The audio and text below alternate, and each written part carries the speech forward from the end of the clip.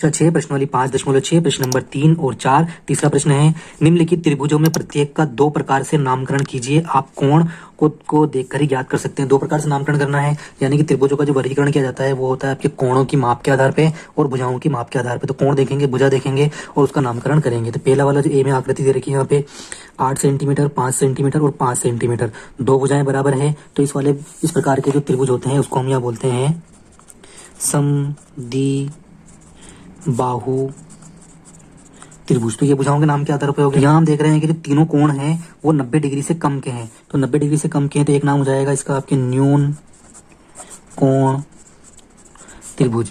इस वाले में देखते हैं हम इसके यहाँ पे कि यहाँ पर जो तीनों भुजाओं की जो लंबाइयाँ हैं वो अलग अलग है। तो भुजाओं की लंबाइयाँ अलग अलग है तो इसका नाम हो जाएगा आपके विषम बाहु। अब यहाँ देखिए कि इसमें एक जो है यहाँ पे समकोण है तो इसका नाम हो जाएगा आपके विषम बाहु समकोण त्रिभुज। और एक नाम हो जाएगा इसका कोण के आधार पर समकोण त्रिभुज। सी में है, यहाँ पर है दो भुजाएं जो है वो इसकी समान है। तो इसका भुजाएं समान होने की वजह से इसका नाम होता है समद्वि बाहु त्रिभुज। और इसमें एक कोण जो है ये 90 डिग्री से ज्यादा का है। तो 90 डिग्री से ज्यादा का कोण है तो उसको हम बोलेंगे यहाँ पर अधिक कोण त्रिभुज। अब यहाँ पर आकृति हमारे पास आ जाती है डी वाली। अब यहाँ पर 10 सेंटीमीटर, यहाँ पर 10 सेंटीमीटर। तो यहाँ पर 10 सेंटीमीटर यानी कि दो भुजाएं जो बराबर है तो उसको हम बोलते हैं समद्वि बाहु। और एक कोण 90 डिग्री का है तो हम बोलेंगे समद्वि बाहु समकोण त्रिभुज। और एक कोण जो है 90 डिग्री का है तो कोण के नाम के आधार पर इसका नाम हो जाएगा समकोण त्रिभुज। इसी प्रकार यहाँ पर ई वाली आकृति है, तीनों भुजाएं जो है वो बराबर हैं। तीनों भुजाएं बराबर हैं तो इसको हम बोलेंगे सम बाहु त्रिभुज। अब इसके तीनों कोण जो है वो 90 डिग्री से कम के दिख रहे हैं तो इसका एक नाम और हो जाएगा आपके न्यून कोण त्रिभुज। अब यहाँ पर देखते हैं कि यहाँ पे इसकी तीनों भुजाएं जो है वो अलग अलग माप की है। तो भुजाएं अलग अलग माप की है तो इसका नाम हो जाएगा आपके विषम बाहु त्रिभुज। अब यहाँ पे कोण देखते हैं हम तो ये वाला कोण जो है हमको 90 डिग्री से ज्यादा का दिखाई दे रहा है तो इसका मतलब है कि ये इसका नाम हो जाएगा आपके अधिक कोण त्रिभुज। प्रश्न नंबर 4, माचिस की तीलियों की सहायता से त्रिभुज बनाइए। तो 3 तीलियों की सहायता से त्रिभुज बनाइए। तो 3 तीलियों की सहायता से हम त्रिभुज आसानी से बना सकते हैं। यहाँ पर आराम से हमारा त्रिभुज बन गया है, यानी कि इससे जो है त्रिभुज बनाना संभव है।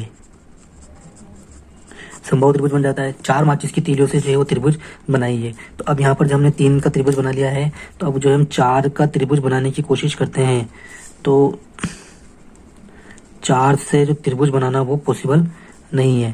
त्रिभुज की दो भुजाओं का किन्हीं भी दो भुजाओं का योग जो है वो तीसरी भुजा से ज्यादा होना चाहिए। तो हमारे पास जो अगर इस भुजा की हम कैलकुलेशन करें तो ये एक भुजा तो 1 और 1 2 और यहाँ पर भी ये 2 है, जबकि तीसरी भुजा से इसका योग जो है हमेशा वो ज्यादा होना चाहिए। तो इसलिए जो है यहाँ पर 4 माचिस की तीलियों से जो है त्रिभुज का निर्माण करना संभव नहीं है। और कारण भी लिख सकते हैं।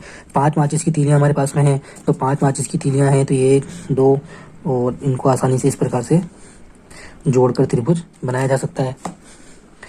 क्योंकि यहाँ पर जो है दो तीलियां है, 2 और 2 4 तो इससे ज़्यादा हो रहा है। और यहाँ पर इन दोनों को जोड़ लें तो 2 और 3 इससे ज़्यादा हो रहा है। तो यहाँ पर इससे भी निर्माण संभव है। तो यहाँ पर भी संभव है। इसी प्रकार 6 माचिस की तीलियां, तो 6 माचिस की तीलियों से जो है वो भी त्रिभुज का निर्माण किया जा सकता है क्या? तो हम देख सकते हैं कि